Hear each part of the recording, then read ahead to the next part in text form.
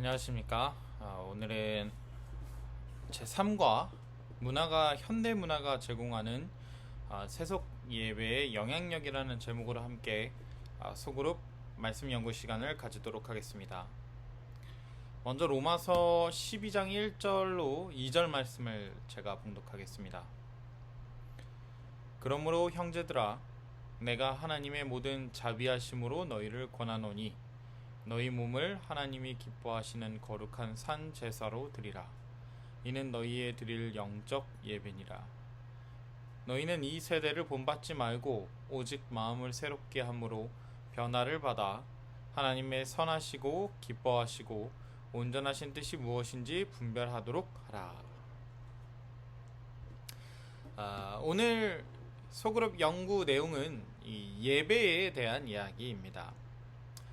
먼저 이 오늘 본문의 말씀에 대하여 깊이 이야기를 나누기 전에 먼저 예배란 무엇인가, 예배란 무엇인지에 대해 아는 것이 조금 중요하다라고 생각이 됩니다. 예배란 무엇일까요?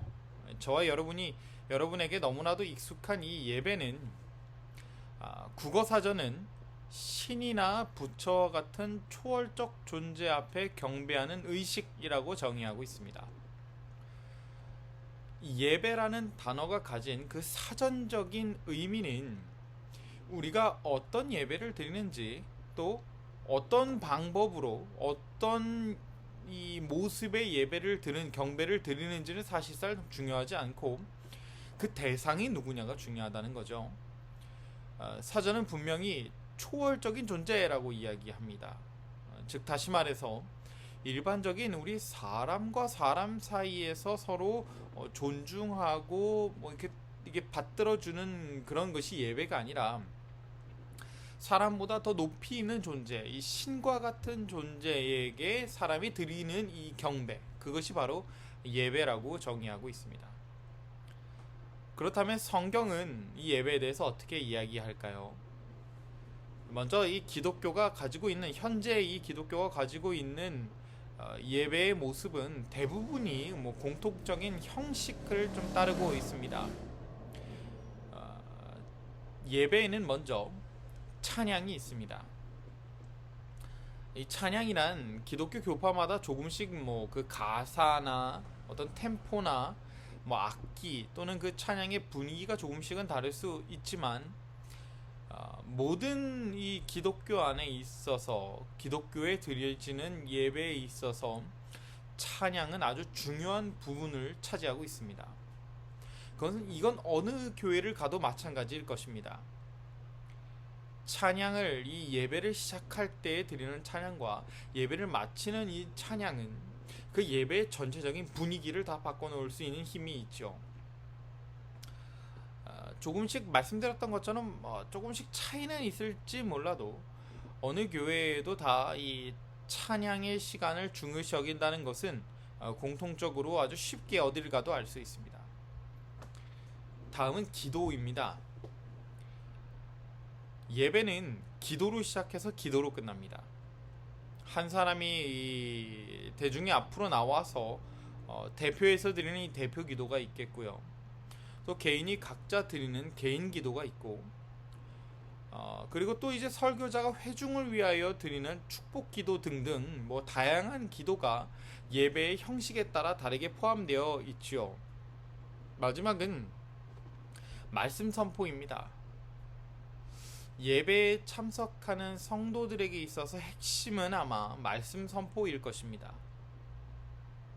우리는 예배 시간에 그 단 위에 오른 사람의 입을 통하여 선포되는 말씀을 하나님께서 지금 이 순간 우리에게 전하시는 말씀이라고 믿고 듣고 있습니다. 하나님의 말씀을 듣는 것이죠. 그래서 우리는 설교자가 하나님의 말씀을 대언한다라고 이제 표현합니다.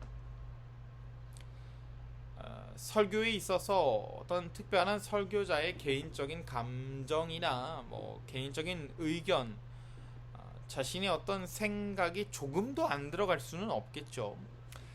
그래도 모든 설교자는 자신이 하나님의 말씀을 청중들에게 전한다는 예전에 선지자들이 했던 것처럼 그 영적인 부담감을 모두가 다 가지고 있을 것입니다. 왜냐하면 말씀드렸던 것처럼 청중들은 설교자들의 입을 통하여 하나님의 말씀을 듣는다고 믿기 때문입니다. 이렇게 세 가지 보편적인 예배의 순서는 이와 같습니다. 찬미, 찬양, 그리고 기도, 그리고 설교. 이 세 가지는 어느 교회를 가도 다 마찬가지로 가지고 있는 예배의 한 중요한 순서들이에요. 그런데 이 예배를 조금 더 크게 나눠서 정의해 보자면 예배는 간단하게 하나님과 인간의 이 소통의 시간이라고 정의할 수 있겠습니다. 사람이 예배에 참석해서 하나님께 드리는 찬양 또는 그 기도, 더 나아가서 예배에 참석하는 그 마음까지 모두 다 하나님께 드림으로 경배를 올리는 거죠. 그렇게 경배를 올리면 하나님께서는 대언자의 말을 입을 통하여 자신의 말씀을 우리에게 전하십니다. 위로를 전하시고 칭찬도 전하시고 때로는 이 견책도 내려주시죠. 이런 이 쌍방의 소통, 인간과 하나님 사이의 소통이 바로 이 예배라고 할 수 있는 것입니다.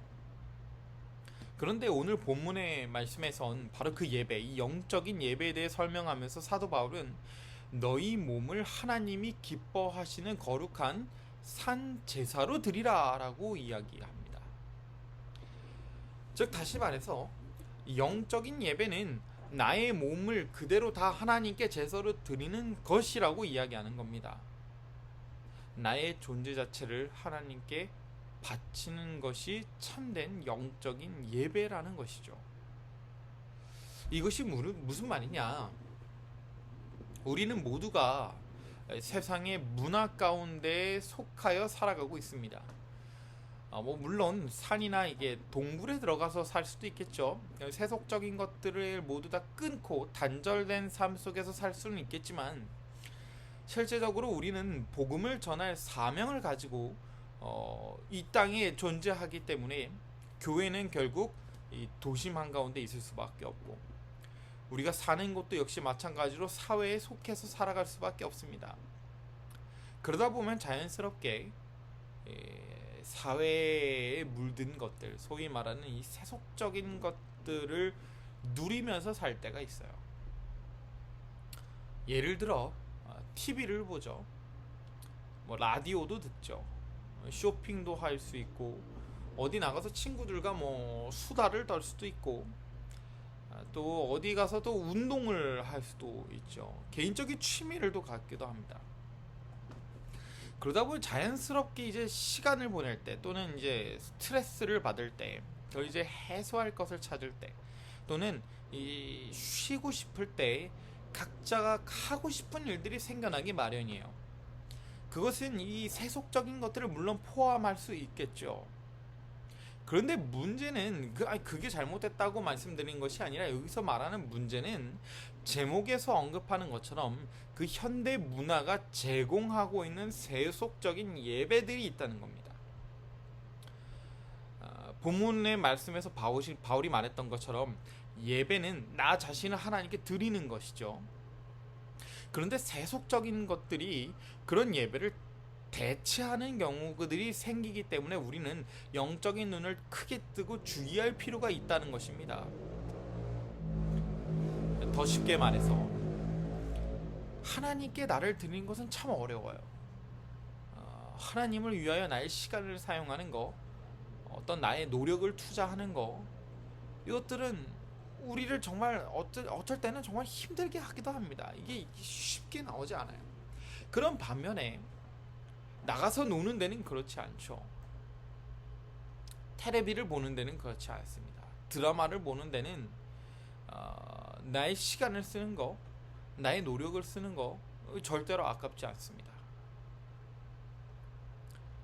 우리 마음속에 내 관심사가 내가 가장 많은 시간을 보내고 있는 것이 나의 가장 많은 부분에 나의 마음을 드리려고 하는 것이 하나님이냐 아니면 저 세상이냐는 이 차이가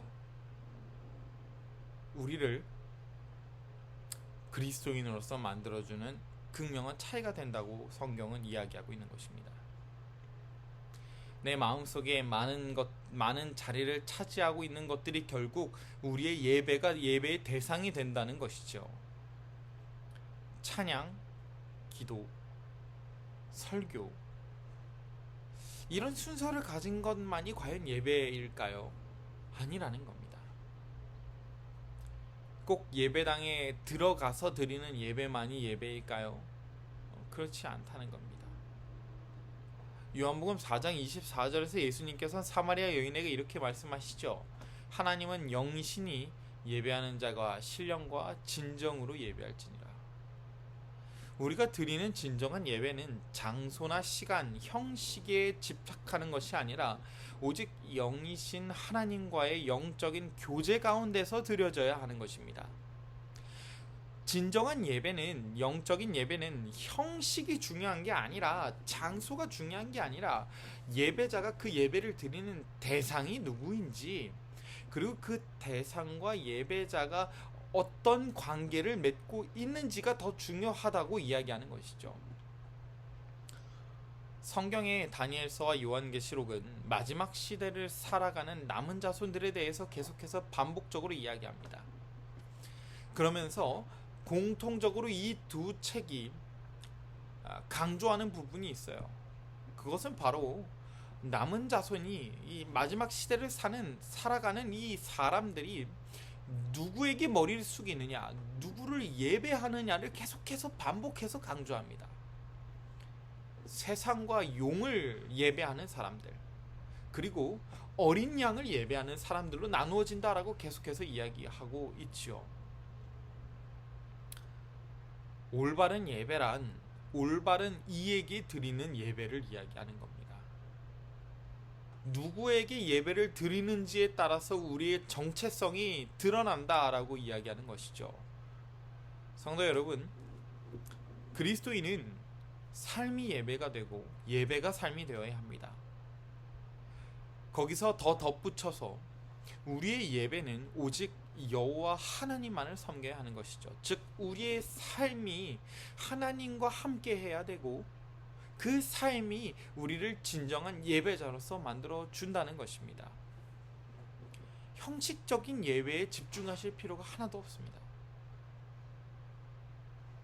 영적인 예배를 위하여 늘 우리 마음을 여호와께 드려야 한다는 것입니다.